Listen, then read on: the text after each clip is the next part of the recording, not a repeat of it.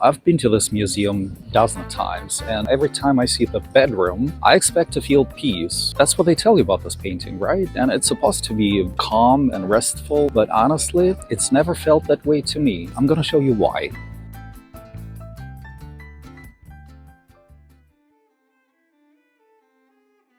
Van Gogh painted this in October 1888, and he just moved into the Yellow House in Arles, and he was preparing it for Gauguin's arrival.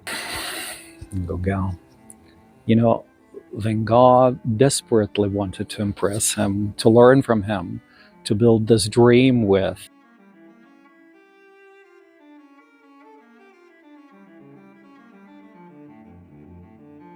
And here's the part I didn't know.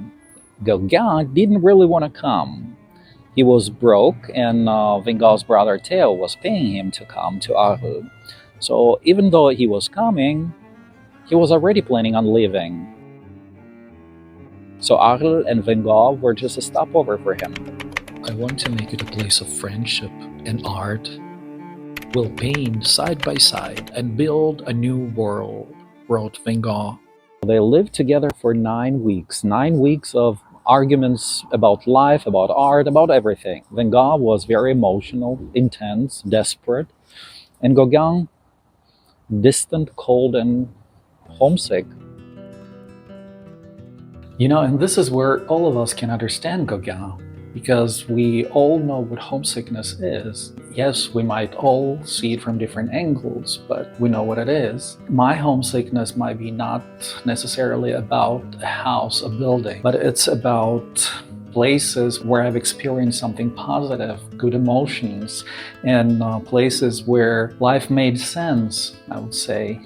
So I think when Van Gogh was painting his bedroom, he was trying to make sense of his life because he was in a constant search. Unfortunately, I could not film in the museum because there is no filming rule, but I'm going to show you my bedroom, and I think through that you will understand his bedroom much better.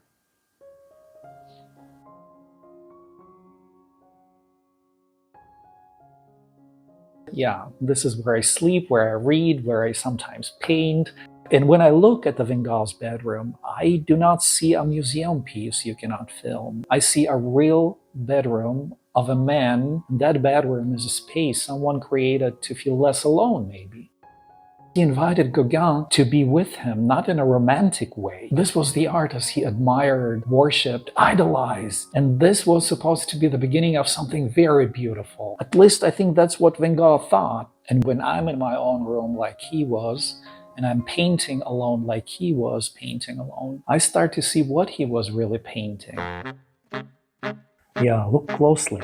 The brush strokes, they're not calm, they're restless. And the perspective is wrong, and deliberately wrong. The floor tilts, the walls don't quite meet. But Van Gogh knew how to paint perspective. Instead, he chose this. The colors? Yes, very beautiful, but they're also very intense. Reds, yellows, blues. Actually, no real harmony here. Van Gogh said the colors should express rest, sleep, and peace. But nothing here is still. The paint won't let him rest. This isn't a bedroom of someone at peace. And the first time I really looked at this, I felt kind of dizzy. Like the room was unstable, like it might collapse.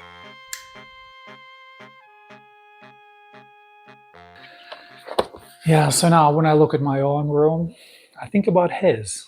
Two chairs, one for him and one for Gauguin, the friend who never came.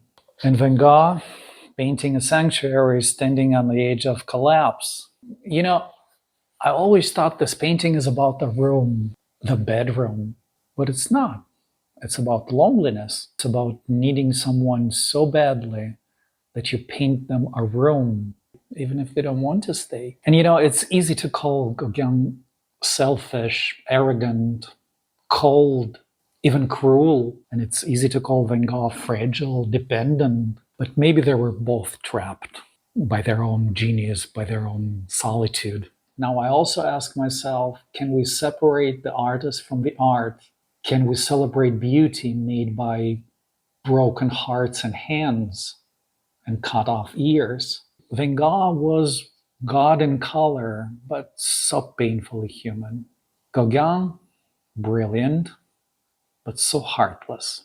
And does knowing what we know about them change what we see? Because maybe the bedroom is both a sanctuary and a delusion, a painting of devotion to a dream that was already gone.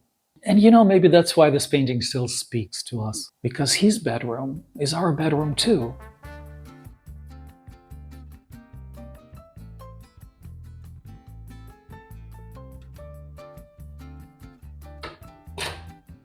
Van Gogh's art is extraordinary, divine even.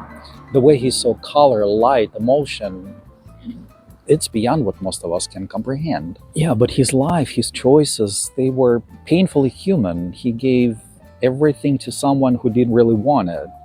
I don't know. I stood in front of this painting maybe a dozen of times and I still don't know.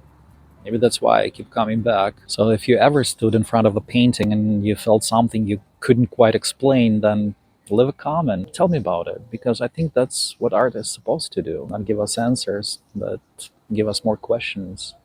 I'm Dimitri Ross, and I'm still trying to figure out all these masterpieces. Thank you for being with me today, and I'll see you at the next museum.